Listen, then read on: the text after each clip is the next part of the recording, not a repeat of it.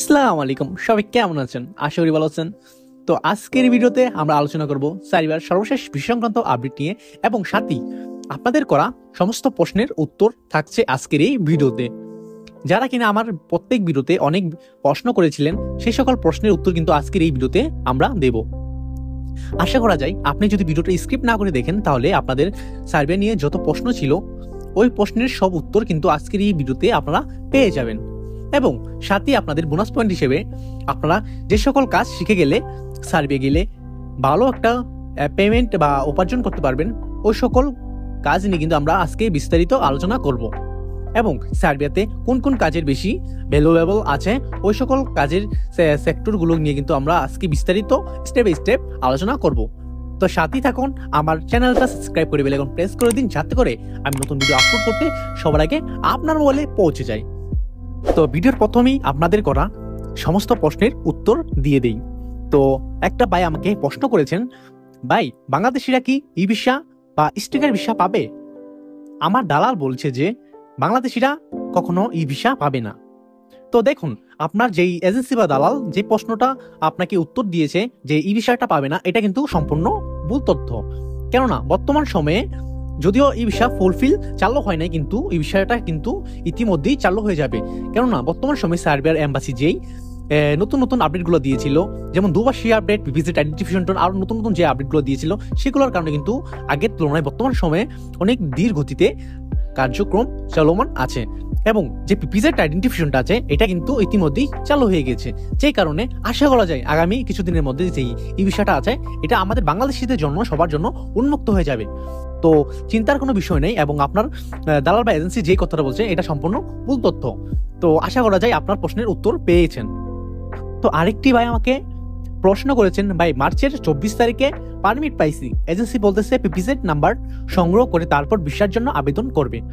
Permit পাইছি 3 মাস হয়ে গেল, এখন কি আমি ভিসার জন্য আশা করতে পারবো? প্লিজ ভাই দয়া করে উত্তরটা দিবেন। তো দেখুন, মার্চের পরে যেই প্রশ্নটা আপনি করেছেন, মাসের পরে আপনি যেই পারমিটটা পেয়েছেন ইতিমধ্যেই তখন কিন্তু এই ভিসা রীতিটা চালু হয়ে গিয়েছিল এবং পিপিজেড আইডেন্টিফিকেশনটা কিন্তু প্রথমে হওয়ার কথা ছিল, তারপর আপনার পারমিটটা বের হওয়ার কথা ছিল। কেন তখনও পর্যন্ত স্টিকার ভিসার যে রীতিটা আছে ওইটা কিন্তু স্থগিত হয়ে গিয়েছিল। তো আশা করা যায় আপনার যে এজেন্সি বা দালাল আছে তারা আপনার সাথে প্রতারণার ফাঁদ পেতেছে, হয়তোবা আপনি সংশ্লিষ্ট একটি সুন্দর অনুসন্ধান করে পরবর্তী পদক্ষেপ নেবেন। তো বুঝতে পেরেছেন, অবশ্যই আপনি এটা তদন্ত করবেন যে আপনার দালাল বা এজেন্সি আপনার সাথে কি করছে। তো আশা করা যায় আজকের এই প্রশ্নের উত্তর পেয়ে গিয়েছেন আপনি। তো আরেকটি ভাই আমার প্রশ্ন করেছেন, ভাই নভেম্বরের পারমিট পাইছি, এটা কি স্টিকার ভিসা হবে? আমার দালাল বলতেছে এটা অনলাইন অ্যাপ্রুভাল হয়েছে এবং আগামী 1-1.5 মাসের মধ্যে ভিসা পেতে পারি। তো এটা কতটুকু সত্য আপনি বলবেন। তো দেখুন ভাই, যদি আপনার পারমিটটা সিকিউরিটি ভাবে অনলাইন হয়ে থাকে তাহলে চিন্তার কোনো বিষয় নেই, ধৈর্য ধরুন, আপনার ভিসা হবে।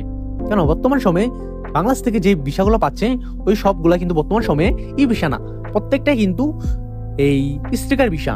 যে শুনতেছেন না, কয়েকটা ভিসা হচ্ছে, এর ভিসা হচ্ছে, ওর ভিসা হচ্ছে বাংলাদেশ থেকে, এই ভিসাগুলো কিন্তু অ্যাকচুয়াল স্টিকার ভিসা। তো আপনি সময় নিন, বর্তমান সময়ে এম্বাসি আগের যে যতগুলো অ্যাপ্রুভাল কমপ্লিট হয়েছিল সেই স্টিকার ভিসা কিন্তু ফিল আপ করতেছে। তো আশা করা যায় আপনার বিষয়টা ইতিমধ্যেই পেয়ে যাবেন, আল্লাহর উপর ভরসা রাখুন।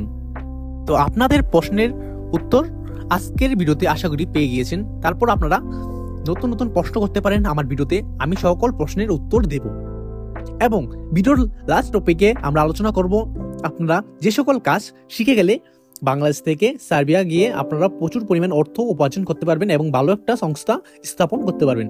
তো প্রথমেই আমরা আসি টেক্সটাইল এবং কনস্ট্রাকশনের কাজের দিক দিয়ে। বর্তমান সময়ে সার্বিয়া কিন্তু টেক্সটাইল এবং কনস্ট্রাকশনের যে কাজগুলো আছে এখানে কিন্তু বহুত চাহিদা এবং টাকার পরিমাণও কিন্তু সব কাজের থেকে বেশি। এবং আপনি যদি ওয়েল্ডারের কাজ পারেন তাহলে কিন্তু আরো ভালো হয়, কেননা বর্তমান সময়ে এই কাজগুলোর হয়তোবা কষ্টদায়ক হইতে পারে, কিন্তু আপনি এই কাজ যদি জানা থাকে আপনি সার্বিয়া গিয়ে যে কোনো স্থানে কাজ করতে পারবেন খুব সহজেই। কেননা ওইখানে দক্ষ কারিগর খুব চাহিদাপূর্ণ। ওইখানে আপনি যদি কাজ পারেন তাহলে আপনি যে কোনো স্থানে গিয়ে আপনি সহজেই কাজ পাবেন এবং ভালো একটা পরিমাণের অর্থ ইনকাম করতে পারবেন।